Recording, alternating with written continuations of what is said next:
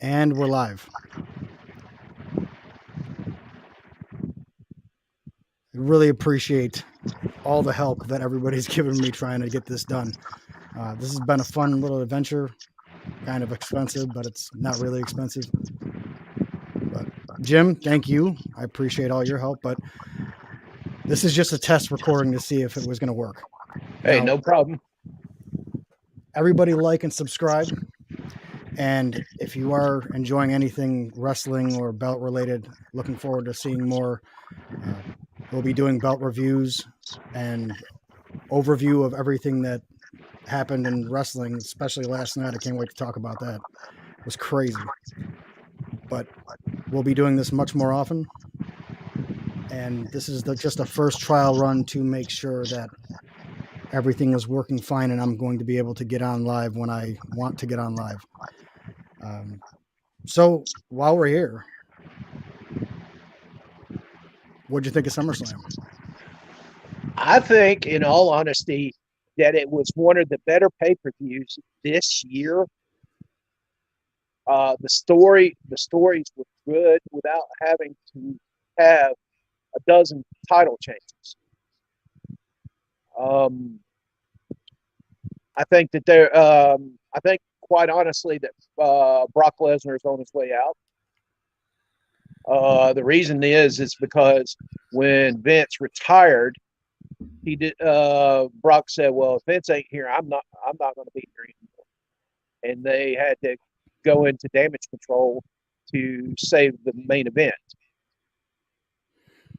I think so too. I thought if they would have put Goldberg in there, it would have been a catastrophe. It would not have been anything good. It would have been It a would have rerun. it would have been totally a cluster, but you Go know, on, say it. It's not getting monetized. it would have been a clusterfuck. It basically is basic. Uh, it wouldn't have worked without Brock. And if this is Brock on his way out, I predict within uh, within the next Hall of Fame or the next, not maybe not the next one, but the one after that, he'll wind up being in the Hall of Fame. Plain and simple. I can't. Because I can't argue with you. That honestly, would be better off to leave him where he's at. But I'm comparing. I think I think already one. What does he have? One. This is his first pay per view, right? Is his first? Yeah, it's his first one that he's running. I don't know if I don't unless he did NXT. They went did live events, right? yeah, he's in charge. He's in charge of talent relations, but he's also in charge of NXT. They put him back in charge of that. So So he's in charge of everything. well, Stephanie and Nick Khan are supposedly co-CEOs, whatever that means. Huh. But I think, in all honesty, that you know that Triple H, Paul Levesque, he has a mind for the business. He's he knows which way to take the story, and even though SummerSlam is notorious for having title changes and everything else, Right. you know, there wasn't a single title change, and quite frankly, it was a damn good story. Liv pulled off a cheap one though. Liv pulled off. I don't think that was supposed to happen because Liv's arm. She looked like she was legitimately She was either. right at two. Right after he hit that 2 count, she was. Yeah, I legitimately think that she was injured.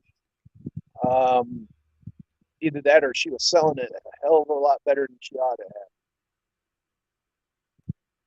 And then But I don't now help me. I know that you know a little bit more about outside of WWE than I do. Who were the two girls that came down with Bailey?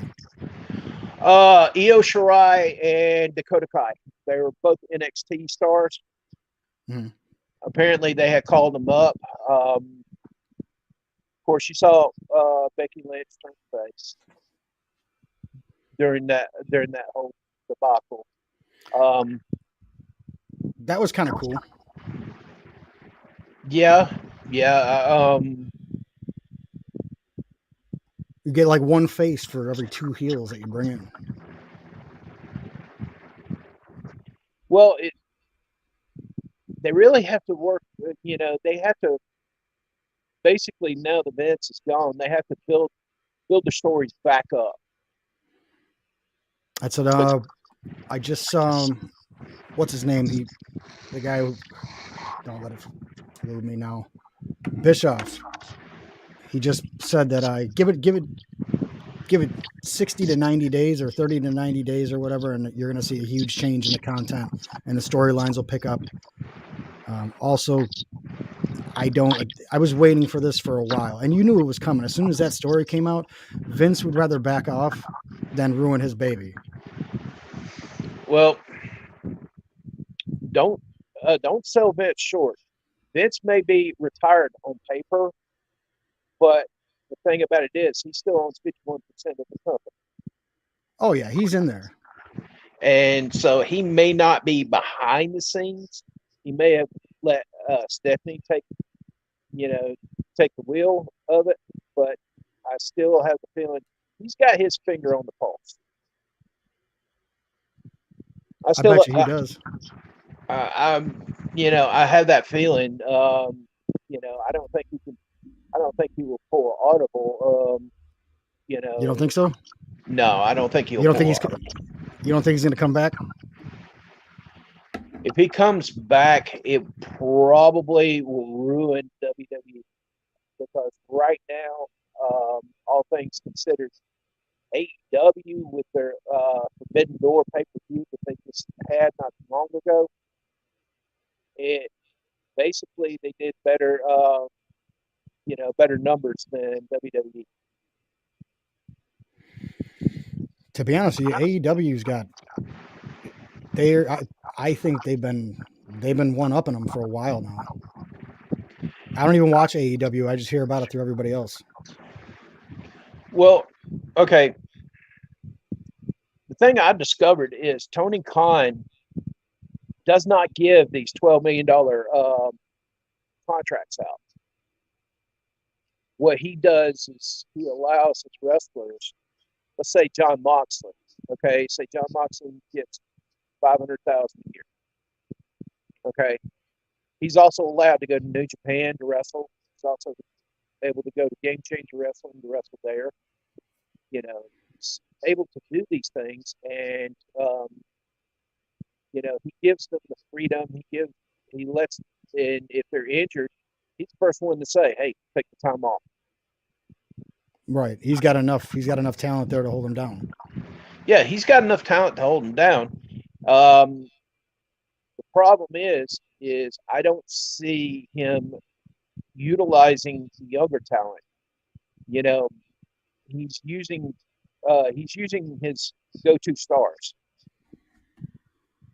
and I would like to see him, bring somebody up from the independents. See, I'm from the South, and, I've always been NWA, but I watch, and they utilize the same people all the time. And if you have 70 wrestlers, why not bring a new face into the company, give them the opportunity, if they go over well with the fans, and build them up. I'd have to agree. Now, with that kind of thing, that was that Forbidden Door? Is that what they did? They called it? Yeah, the Forbidden Door. It had it was a New Japan and AEW with Ring of Honor also. Can you see with Vince gone, maybe them doing that with AEW? WWE, I mean. Tony has said that it's not out of the realm of possibility him doing a show with WWE as long as it's a co show that where they have equal sharing on their parts. Right. I don't see like John Moxley getting the Universal title or anything of that nature. I see, more like Young Bucks versus the Usos, something like that.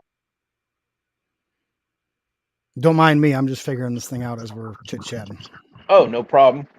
Um, and everybody said, everybody I've heard of said that the Usos are good, which they are. The Young Bucks are good, which they are.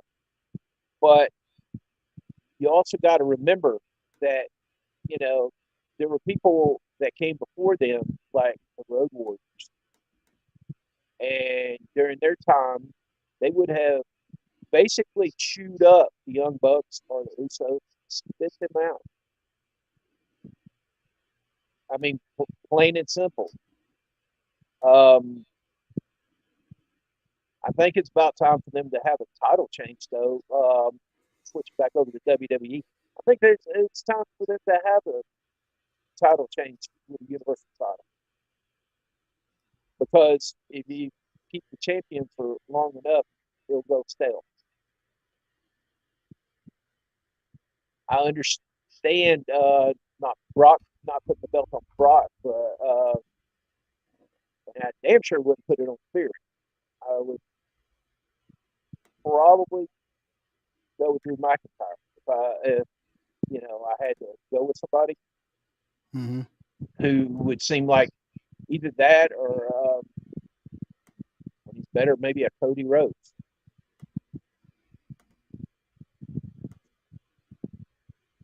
Now, my question to you is, what do you think about Tony Khan first introducing the All Atlantic title or whatever it is, and The then All Atlantic? or the All Pacific or whatever it is title that he introduced at Forbidden Door. Now, is this the one with the flags all Yeah, backwards? yeah. No, that one's all right. What do they call the one that looks like it was derived from an older title belt? It has like the 4 circles on the corners. Which one's that? 4 circles on the corners. Oh, okay. That's the okay. That's the okay. There's 2 belt designs. There's the new ladies title that has the 4 circles on it, and then there's the All Atlantic title, whatever it is, that has the 4 circles. It's basically a design, a knockoff design of the old Mid Atlantic North American title.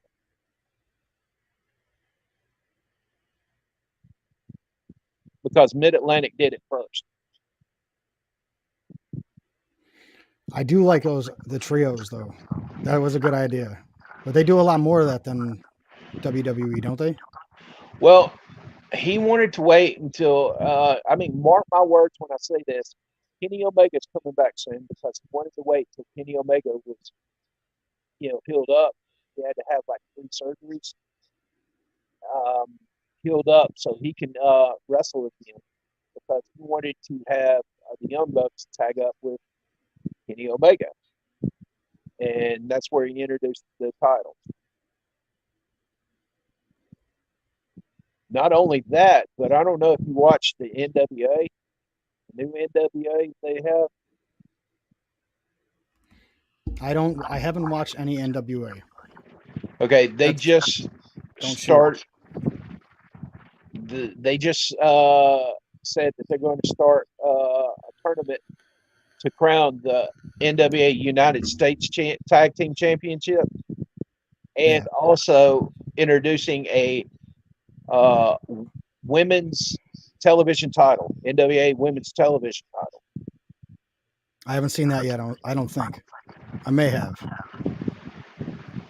Basically, what they're doing is, I see the writing on the wall. They're starting to flood with titles, and That may be a good thing, or it may not. They're trying to grab viewers right now. I got you. Well, this thing is working. I want to go back and now view what we sound like and what I sound like and what we look like on this. So I'll hit you up on the in Messenger. All right, man. But guys, Hit me up.